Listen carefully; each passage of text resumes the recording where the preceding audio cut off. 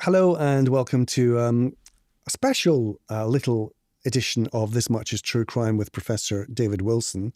And I just thought, because for whatever reason, in the past few weeks, the word criminology comes up and more people seem to be wanting to study criminology and be a criminologist. Why is that? Is it true crime that we're part of? Is it such a fascinating topic that they think there's a career out of it?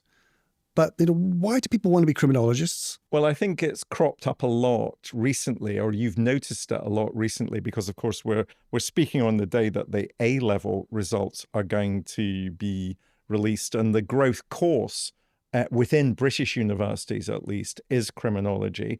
And I don't know if you realize, but there's an A-level in criminology and a GCSE in criminology. What kind of topics would they cover in GCSE? GCSE, it's usually things about why do we punish people.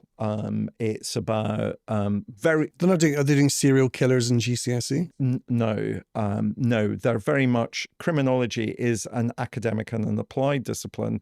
And part of the growth, I think, that we're talking about is so often students become interested in things like psychopaths or serial killers, but that tends not to be taught at that level. And what might be taught would be about the media influence on our understanding of crime and punishment. How are women punished differently from men? The kinds of crimes that men will commit as opposed to the crimes that women will commit. So there's a much more of a sociological approach at the O and A level. And it's only when you get to university, really, that you would study things like forensic criminology, forensic psychology, that would include, personality disorders and the kinds of people that are would commit that. But I think the growth is a consequence of a number of interconnected factors. I think it is about true crime, huge growth in true crime drama, in true crime documentary. And of course, that's built on background of people being obsessed with why do people behave like this, which is a perfectly understandable thing. I mean, often I feel that I'm defending why people would be interested in criminology. But for me, it's, not only normal, it's necessary to understand why people would commit crime. And so a lot of the growth in criminology has been about, well, yeah, I'm interested in that too. So why can't I study that at degree level? And then what do they do with a degree in it, though? Yeah, but it's also the same question. You could say lots of people want to become actors and study drama, but don't become actors because there aren't enough jobs as actors. And in criminology, from my experience, it's a third, a third, a third. A third of the students will apply their degree in some way within the criminal justice system.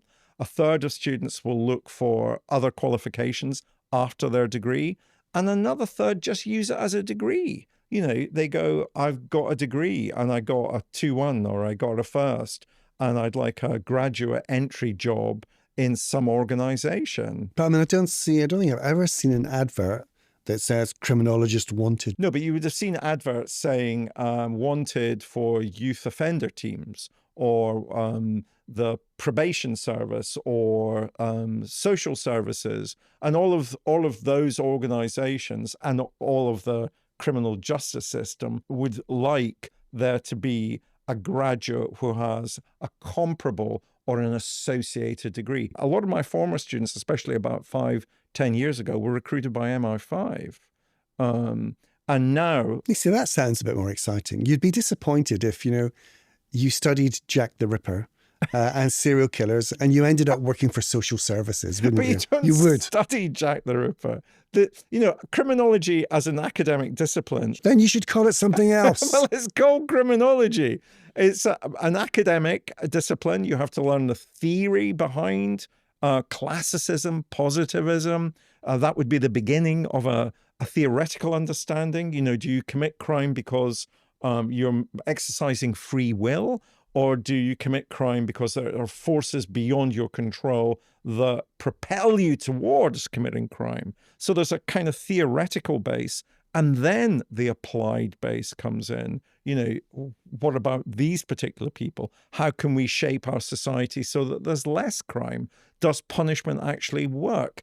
What forms of punishment would reduce the amount of reoffending in our society? So that, you've got to learn the basics before you can do some of the stuff that lots of the students are interested in, which is usually about, serial murder. And among those students, I presume a growing trend will be police officers or who want to become detectives or whatever it is. Well, the interesting thing at the moment is, the police service are now directly recruiting the graduates to be detectives. Now, that didn't exist 5 years ago, 10 years ago.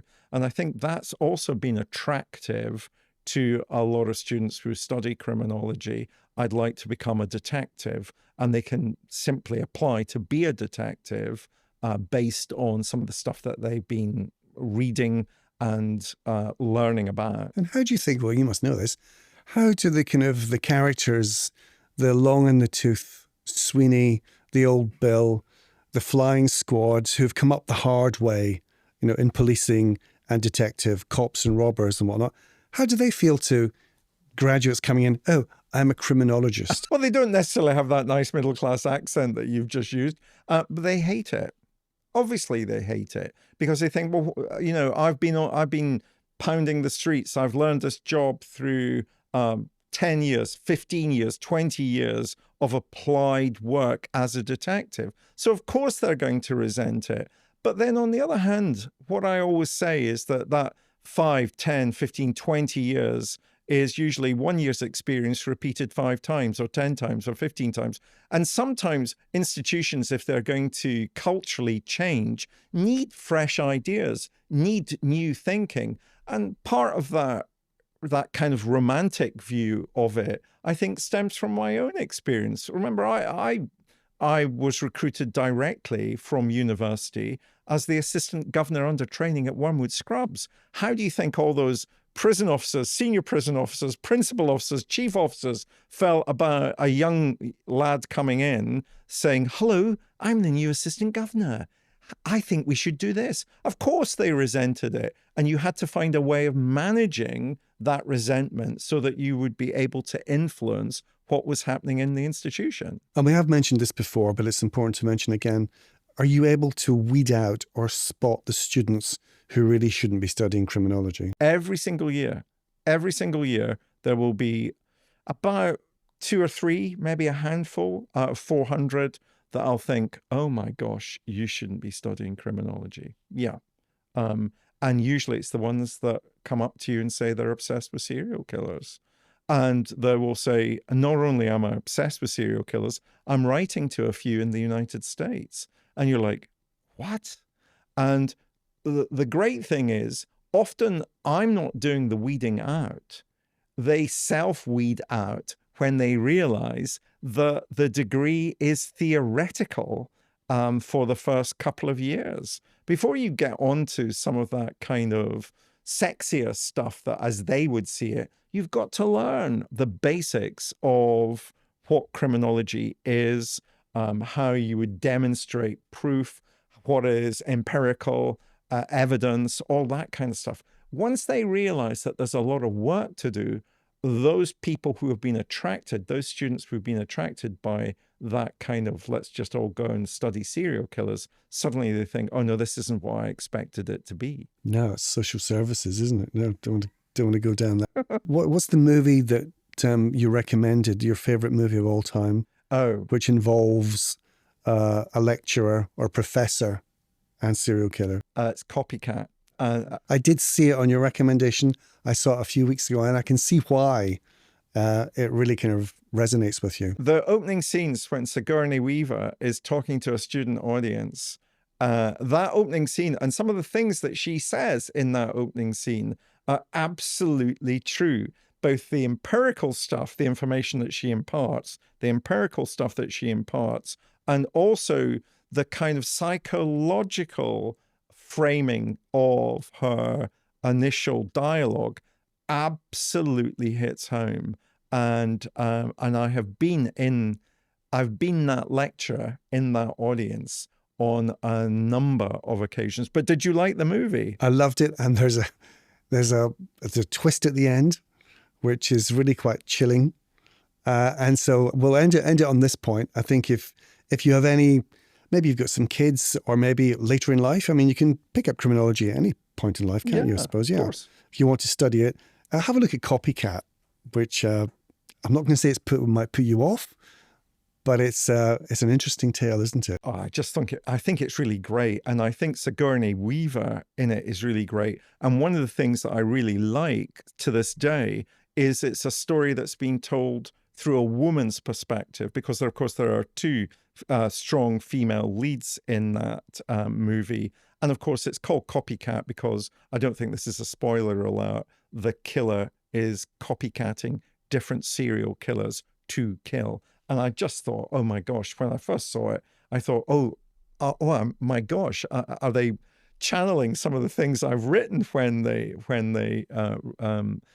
dialogue came out? But yeah, great movie. Well, thank you for that. And if you want to be a criminologist, you've heard it here. Great life. Can't always be on telly like him. We don't want to always be on telly like him. No, but it's a job for the good. Help society. Thanks, David. Thank you.